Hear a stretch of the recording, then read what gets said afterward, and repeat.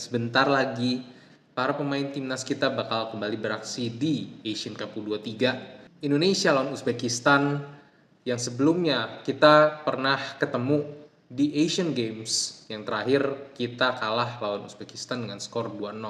Tapi kali ini kita bangkit dan kita juga maju dengan skuad yang jelas lebih kuat daripada sebelumnya kita ketemu Uzbekistan, dan gue rasa kali ini peluang untuk Indonesia menang ini cukup terbuka. Kalau misal kita ngelihat permainan dari Uzbekistan ini, mereka ini permainannya agak mirip dengan permainan yang disuguhkan sama Indonesia, di mana mereka juga main kaki ke kaki, habis itu juga permainan yang rapat dan juga mengandalkan kombinasi antara pemain. By the way, gol-gol yang dilakuin sama pemain Uzbek khususnya dari dua pertandingan terakhir ini tuh ngelakuin banyak kombinasi yang bagus banget. Jadi di pertandingan kali ini bakal terjadi war possession ball yang cukup seru, dan kita bakal lihat apakah pemain kita ini bakal bisa mengungguli lagi seperti halnya dia mengungguli Korea Selatan. Kita bisa lebih aktif lagi dalam menyerang, kita berani, kita nggak main parkir bis. Nah, demikian juga ketika lawan Uzbekistan kita juga punya peluang untuk itu, dan kalau timnas ini berani buat nyerang lebih awal, ini bakal jadi suatu yang merepotkan buat Uzbekistan. Karena kalau ngelihat dari match-match Uzbekistan sebelumnya, Uzbek ini banyak ketemu tim-tim yang kalau di fase grup mereka ngelakuin banyak bertahan di babak sendiri lah. Dan lawan Vietnam itu jadi contoh di mana Uzbek ini nggak begitu menemukan kesulitan untuk membongkar pertahanan dari Vietnam, karena Vietnam sendiri juga cenderung bertahan di babak sendiri. Mereka cuma ngasih press 1-2 pemain. Beda dengan waktu lawan Arab Saudi. Waktu lawan Arab Saudi ini nge-press dari pemain Uzbekistan sehingga dipaksa untuk melakukan long ball yang ke arah tengah. Nah, dari match-match sebelumnya ini ada beberapa karakteristik dari permainan Uzbekistan yang bisa kita lihat. Nah, yang pertama, seperti yang dijelasin tadi adalah kebiasaan mereka untuk menggunakan kombinasi dari kaki ke kaki. Itu udah dijelasin sebelumnya. Dan yang kedua, itu adalah bagaimana mereka ini senang untuk cenderung lebih bermain di sisi sayap. Dan ada satu pemain yang benar-benar sosok penting. Mungkin yang banyak cetak gol ini adalah pemain nomor 20 dan nomor 22. Ini mereka juga punya speed yang kencang, dan ini juga dua pemain ini penting untuk Uzbekistan, dan kita juga patut waspada karena mereka sendiri juga udah cetak 2 gol, dan mereka juga bisa membahayakan Indonesia kalau mereka nggak dikawal dengan baik. Jadi ini adalah tugas dari Hapner dan juga kawan-kawan, Rizky Ridho dan juga Ferrari, untuk bisa mengawal pertahanan ini dengan baik. Pemain Uzbekistan ini cenderung lebih banyak untuk melakukan kombinasi di area sayap. Ini juga patut jadi perhatian buat para pemain Indonesia, khususnya area-area yang rentan dari sisi Indonesia yang sering diserang sama lawan. Ini bakal jadi perhatian karena sering banget terjadi kombinasi itu di area sayap, terutama kalau melihat permainan Uzbekistan itu kebanyakan terjadi di area kanan, karena pemain nomor 10 ini yang paling penting sebenarnya pemain nomor 10, karena walaupun mereka punya dua striker yang luar biasa ini 20 dan 22 yang bisa manfaatin peluang-peluang yang ada ketika lengah gitu kan. Nomor 10 ini adalah metronom dari permainan Uzbekistan. Penting banget untuk bisa nyetop permainan dari si nomor 10 ini kalau mau Indonesia ini punya peluang kemenangan yang lebih besar. Karena ketika kita bisa matiin nomor 10 ini dari Uzbekistan, otomatis permainan mereka ini bakal agak lebih terganggu.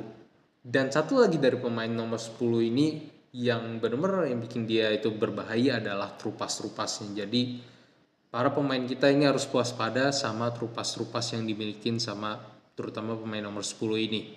Nah, yang ketiga adalah kalau kita ngelihat dari gol-golnya juga dari Uzbekistan, mereka ini cenderung seneng untuk bermain api lah istilahnya dengan jebakan offside. Mereka ini kalau cetak gol cenderung benar-benar kayak ngepas gitu loh. Tapi jarang juga mereka kena offside dari lawan-lawannya. Nah, balik lagi ke habit permainan dari Uzbekistan yang cenderung senang main di sayap.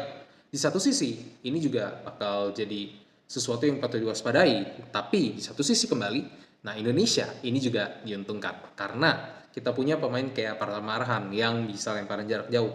Nah, kalau kita ngelihat permainan dari Indonesia lawan Korea Selatan ini tuh jarang ngambil out ke sisi pinggir.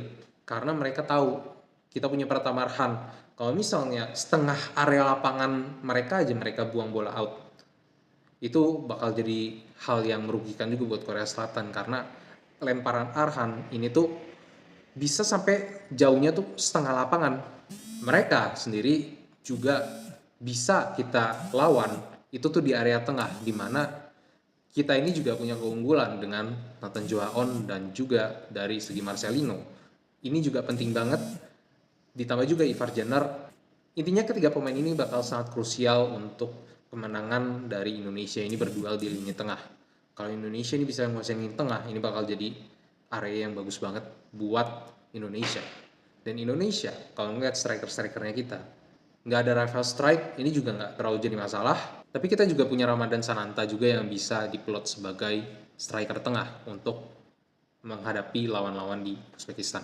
Jadi kita rangkum semuanya dari awal. Yang pertama, pemain Uzbekistan ini dari awal harus kita press dari menit awal untuk menekan Uzbekistan supaya mereka ini kombinasinya terganggu dan mereka dipaksa untuk ngelakuin long ball. Nah, yang kedua adalah perhatian dari sisi sayap dari Uzbekistan, karena area-area sayap ini, khususnya area sayap kanan dari Uzbekistan ini adalah jadi area yang paling disukai untuk para pemain Uzbekistan ini nyerang, dan kombinasi-kombinasi itu banyak lahir dari sisi sayap juga. Nah, yang ketiga itu adalah pemain-pemain dari Uzbekistan, khususnya nomor 10. 20 dan 22 ini penting, tapi nomor 10 ini adalah metronomnya. Nah, yang selanjutnya, waspada dengan kecepatan dari para pemain Uzbekistan, khususnya para pemain depan yang senang bermain api dengan garis offside. Karena kalau misal kecolongan dikit, ini bakal bahaya buat timnas Indonesia. Nah, yang terakhir dan yang paling penting, jangan sampai ngelakuin tackle-tackle yang mengancam area sendiri. Karena dengan speed mereka, kita ini cukup rentan untuk ngelakuin tackle-tackle, dan kalau misalnya tackle-tackle itu berbahaya, ini bakal merugikan kita sendiri. Dan yang terakhir adalah kalau misalnya mereka cenderung menguasain area sayap, kita harus bisa menguasain lebih banyak area tengah. Karena area tengah itu justru jadi area kita yang paling kuat, di mana para pemain-pemain kayak Jenner, habis itu ada Marcelino dan juga Nathan Joaon ada di situ untuk bisa ngelakuin kombinasi-kombinasi yang membangun permainan dari Indonesia. So, itu aja, kita bakal lihat gimana Indonesia beraksi. Maju Indonesia, semoga Indonesia bisa ke final. Let's go!